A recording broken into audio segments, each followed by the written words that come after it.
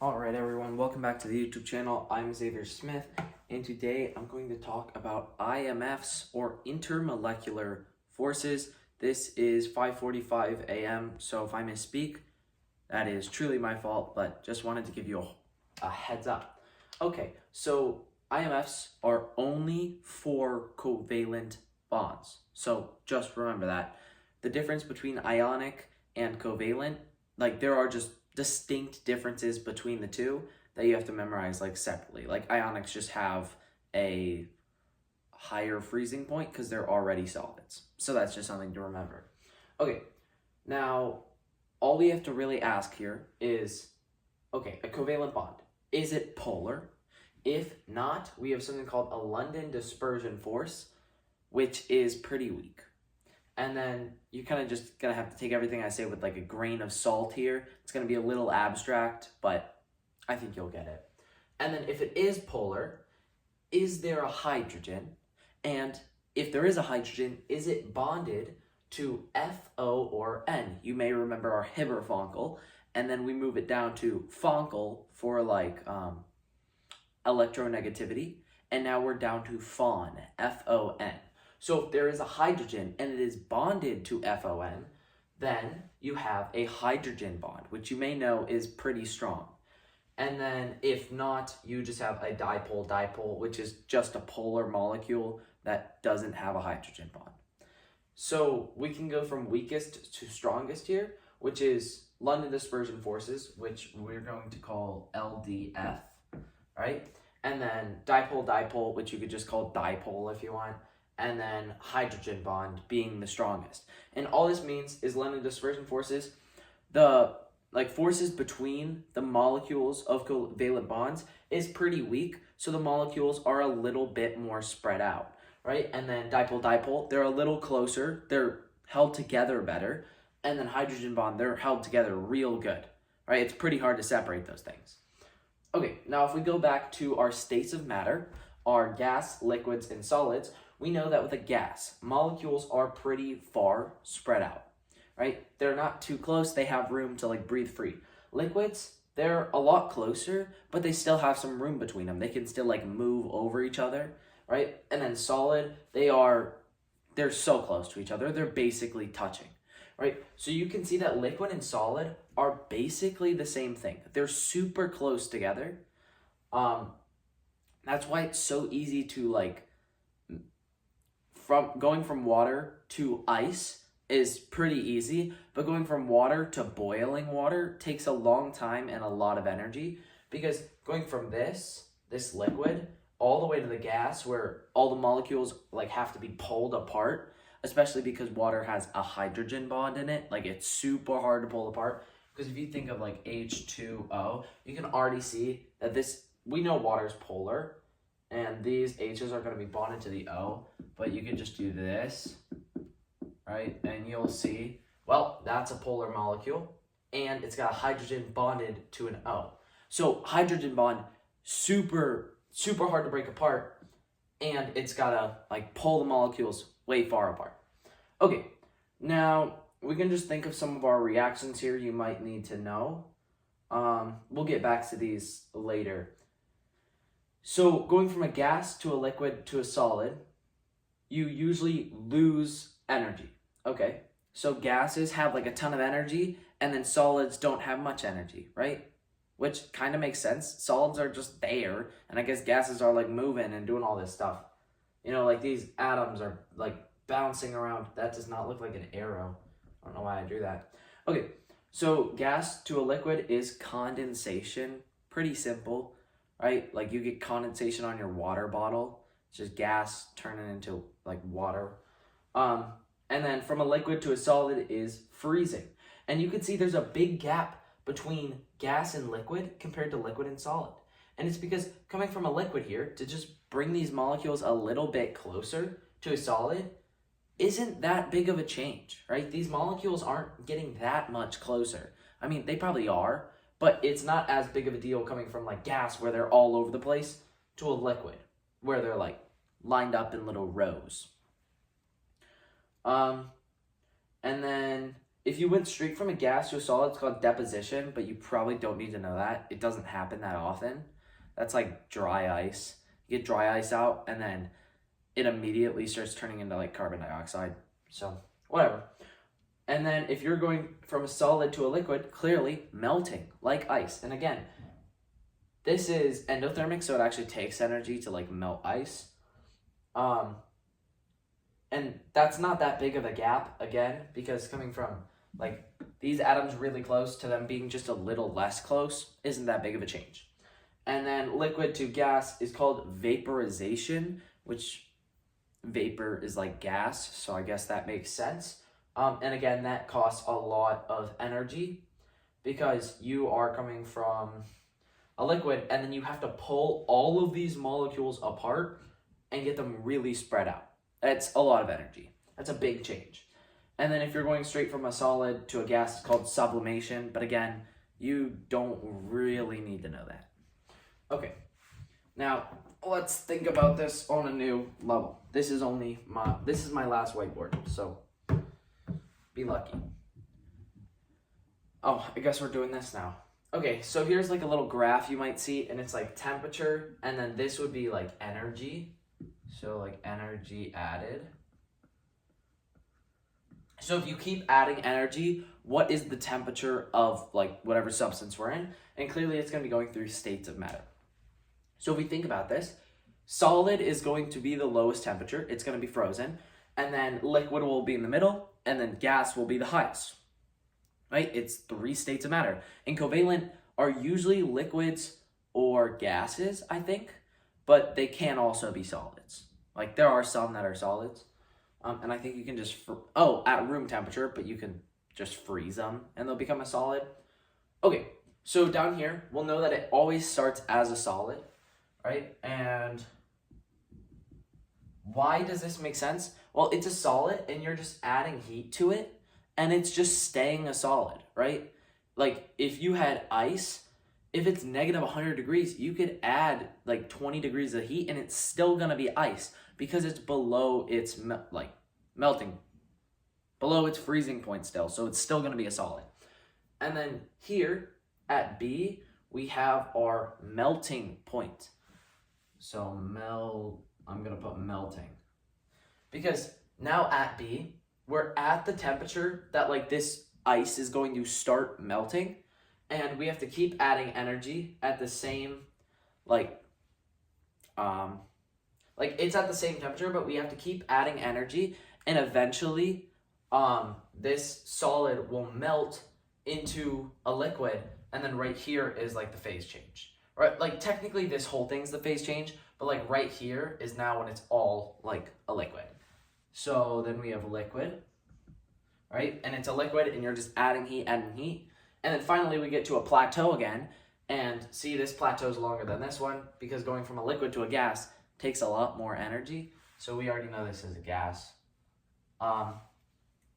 So then what's the change between liquid and gas? And that will be boiling.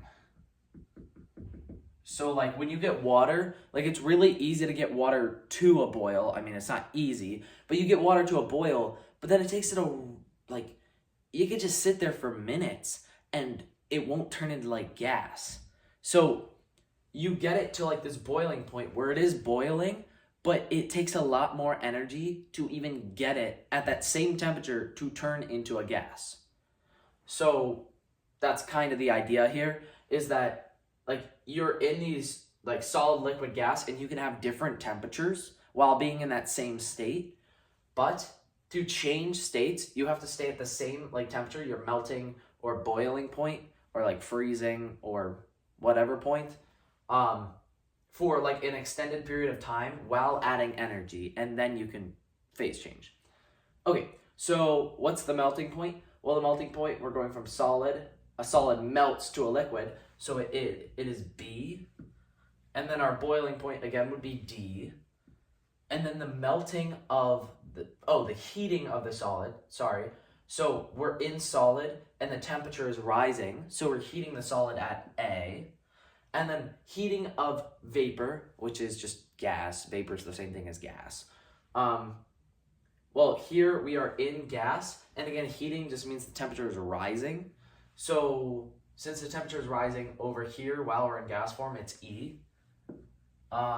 Melting of the solid, and here we have the solid, right? And then melting would be this phase change here. So it would be B again, which is the same thing as the melting point. So at the melting point, you're melting the solid. Makes sense. Okay, and then boiling the liquid. Here would be liquid, then we'd go over to boiling, which is the same thing as the boiling point. Because if you are at the temperature of the boiling point, you are boiling the liquid. I think that makes pretty self-explanatory sense. Okay, now let's write out like these IMFs in increasing molecular space. So that's like, first we'd start with the lowest molecular space, so like the tightest packed, which would be just the strongest IMF. The stronger the IMF, the more the like molecules are being pulled in together. So that would be like H bond, right? I'm gonna put just H bond is less than, and then next would be our dipole, because dipoles are like weaker than hydrogen bonds, but stronger than LDFs. So therefore, they're kind of in the middle of how much molecular space you have. And then we'll have LDF, which are pretty weak, and therefore the molecules are a little bit further apart. So if it's in a gas, it might, like, if something's in a gas in like room temp, then it might just be LDF only. Like if you think of like nitrogen, right? You have like N2, that's just going to be nonpolar, and therefore it's only LDF. Therefore, the attractions between the molecules are pretty weak, and that might help explain why it's a gas at room temperature.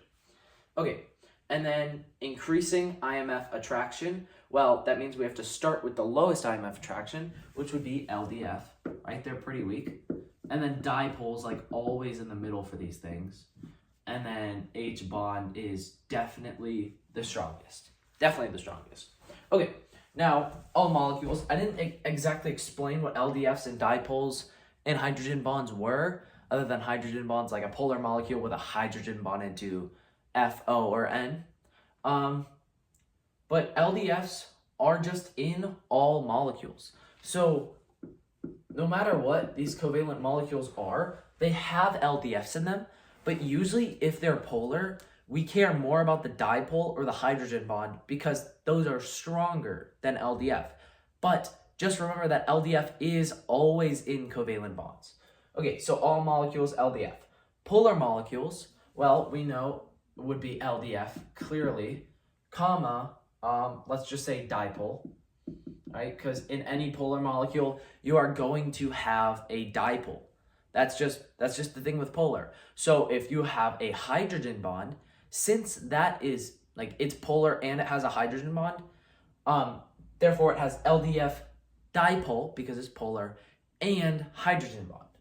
Okay, so LDF dipole H bond.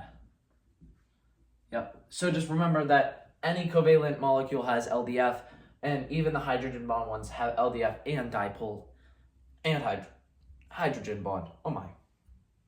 Okay, finally, I kind of threw in a lot of stuff down here, but we can try to go through it. So this is just asking like why, try to give some explanation for this. And first we're going to start with like boiling point here. So HF is 20 degrees Celsius and HCl is negative 85 degrees Celsius. So that means the boiling point of HCl is way less than HF. Well, if the boiling point is less, it's easier to change from a liquid to a gas, right? And if it's easy to change from a liquid to a gas, it probably means that the molecules aren't pulled together very strong, right? Like when it's in the liquid state, or when it's in like room temp state, like the IMF just isn't very strong because the molecules are already pretty spread out, and therefore it is pretty easy to like turn it into a gas because the molecules are already spread out. So just to spread them out a little bit more It's pretty easy. And negative 85 degrees Celsius means that in room temperature, it's already a gas. Okay, so we know HCl is lower because it has a lower IMF. Yeah, because the bonds between the atoms aren't very strong. Okay, we got that. But then how do we actually explain that? Well, HCl, if we were to draw it out a little bit here, HCl, and then we're probably going to get something like this, which this is polar. All right, this is polar, so it's dipole. And then HF. Well, I can just look at this and tell that it's going to be polar. I could also just draw it real quick. It's something like that. And HF, you're like, okay, they're both dipole. But then think about this. HF, it's a hydrogen bonded to an F, which is a hydrogen bond.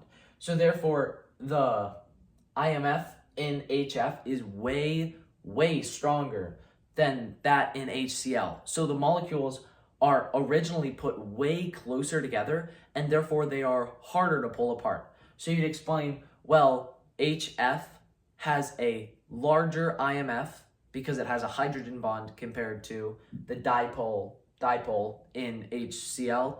So therefore, it takes more energy to turn it from a liquid to a gas. If that makes sense. I don't know why I'm circling it. Okay, now boiling point again, CHCl3 is 61 degrees Celsius and CHBr3 is 150 degrees Celsius. So clearly, CHBr3 should have a larger IMF, which is what we're talking about here. Because it's harder to boil. It's harder to turn from a liquid to a gas, right? So that means that the molecules are originally closer together and it's harder to pull them apart. Okay, so now let's just look. Does it have a different IMF? Well, CHCl3, I know it's already CCl, it's polar. All right, we got that. And then CHBr3, we have CHBr, and that's going to be polar again. Okay, so these are both polar, but does this one have a hydrogen bond because it's stronger? Well, we have an H, but there's no FO or N there, so we cannot have a hydrogen bond. And here's an H, and we have no FO or N, again, so we cannot have a hydrogen bond. Okay, so these are both dipole. Now, how do we know the difference? Well, something we didn't learn is that if they're both the same IMF, like both LDF, or both dipole, then whichever one has a larger mass has a stronger IMF. So therefore, we're like, okay, so CHBr3 probably has a larger mass. And if we look at the periodic table, Br is way down here and Cl is way up here. So therefore, we know Br is larger than Cl, and therefore this has a larger mass. So you would say CHBr3,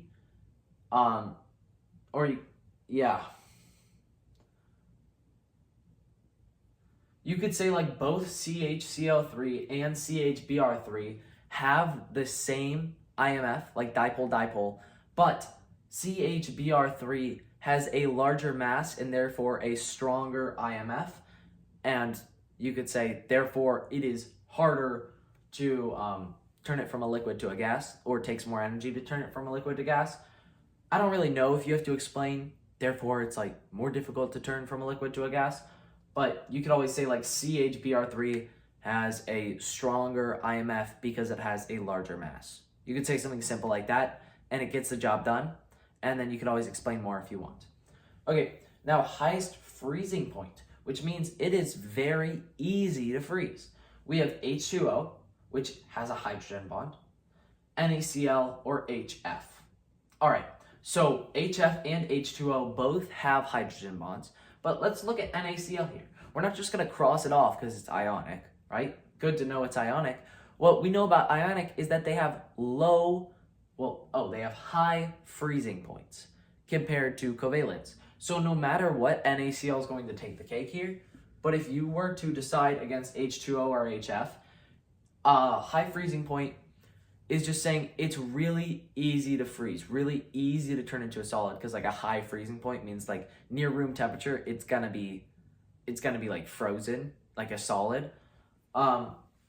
So if we were to look at H2O and HF, they both have hydrogen bonds, so they're pretty strong. Now we have to look at mass, and H2 and O, it goes like O, and then fluorine is right next to it, and fluorine's just a little bit bigger. So they're basically the same mass, but I think HF's actually a little bigger.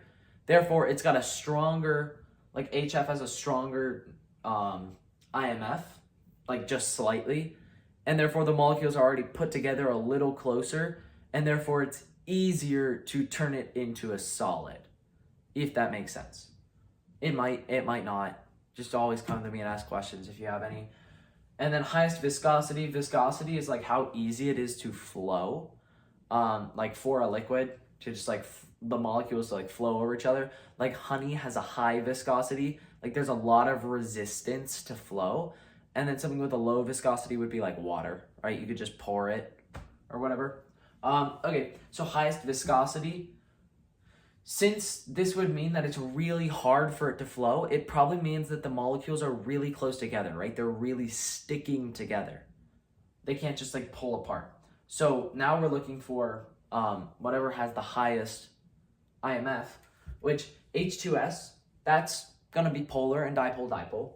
HF, that is going to be hydrogen bond, very strong. And this is going to be nonpolar LDF, so I'm going to have to go with HF here because it has the strongest IMF, and therefore the molecules are going to stick together a little more.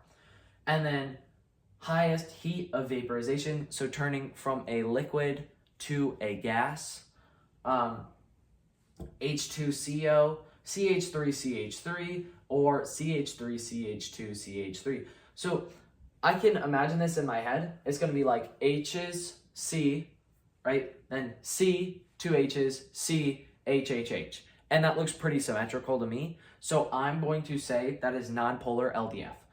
CH3CH3. It's going to be H's, C, C, H's. All full everywhere, just two C's, six H's. So that is also going to be symmetric and probably nonpolar LDF. And then finally we have H2CO, which is going to be like HHCO, maybe a double bond. Maybe a double bond, maybe some extra atoms. But since there's H's and an O, there's weird molecules on the side that are different. I'm going to say that's polar. And then I have to say, okay, is it a hydrogen bond? Which technically you don't even have to ask, is it a hydrogen bond here? But this C is going to be in the middle. You can always draw it out. C, H, H, and then the O will be attached here. And then I don't know where the double bond's going or the extra atoms. But I can just see that the H's are not going to be attached to the O, so therefore it's not a hydrogen bond. Even though it has H and O in the same molecule, it's not a hydrogen bond because H is not attached to the O. Okay, good thing to note. So we know it's H2CO, and you can say H2CO has the largest IMF, which is dipole-dipole, like compared to the others, so therefore it has the highest viscosity, like it is hardest to flow over each other because the molecules stick together more. Okay, so I hope, wow, it is 6:10. I hope this video helped, and thank you for watching. Let me know if I need to explain anything else. All right, see ya.